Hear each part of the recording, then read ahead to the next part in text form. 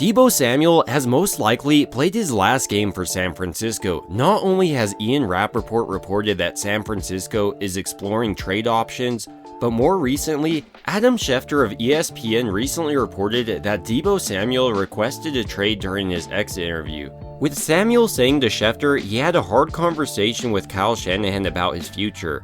"I have to do what's best," he said. "I'm more than thankful for the Niners giving me the opportunity of a lifetime, but now I think it's best that we find another team." It's most likely San Francisco won't move off Samuel until after June 1st, because if they move off him before, it would put $31 million in dead money on the books. But as of now, Samuel's discontent with San Francisco seems to have grown to a level that's irreparable. During the season, if you recall, he was complaining about his usage, saying he wanted the ball more, and then proceeded to drop it in a game-winning situation. And even though he's been close friends with Kyle Shanahan since he was drafted from South Carolina, this last year, their relationship seemed more strained than years past.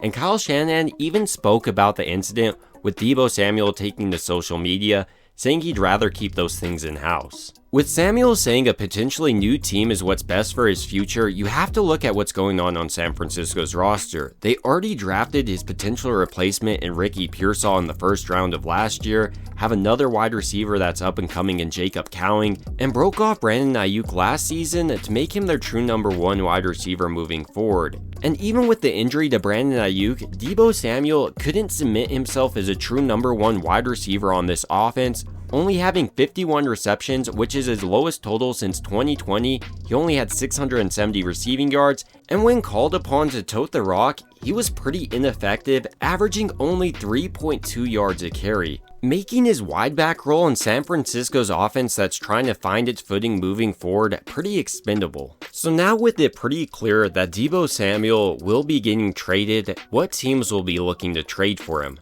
I think San Francisco will definitely be looking into Myles Garrett, who has recently requested a trade, maybe see if they can work something out with the Cleveland Browns, maybe give him a first, Deebo Samuel, and a later round pick. And just like that, you turn losing one of your better offensive weapons into a positive thing for your team. You get a Hall of Fame defensive player that would make opposing teams' quarterbacks hate to go against San Francisco and instantly make their team Super Bowl favorites headed into this upcoming season.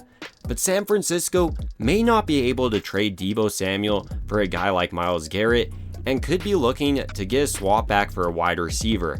In that case, they could trade him to the New York Jets for Davante Adams, as he wants to play on the West Coast going forward, and the 49ers offense would get one of the most dynamic wide receivers this game has ever seen. And even though he's 32, he's still extremely productive, putting up over 1,000 yards last season. Other teams that could be interested in trading for Deebo Samuel include the Washington Commanders, as they have two starting wide receivers leaving to become free agents this offseason. The Broncos could also consider trading for Deebo Samuel, as they have a young rookie quarterback in Bo Nix they're looking to build around. And if Samuel gets there, he could really be a safety blanket for him moving forward. The final team that could potentially trade for Deebo Samuel is the Miami Dolphins. Mike McDaniel and Deebo were friends back in their San Francisco days, and that fit makes a lot of sense as he runs a similar offense to Kyle Shanahan. But regardless of who does land Deebo Samuel this offseason, San Francisco will be moving into an era without him, and I think both of them can have mutual success moving forward. But ultimately, these are just some of my thoughts with all of these reports surfacing today, and I'd like to hear your thoughts about this trade.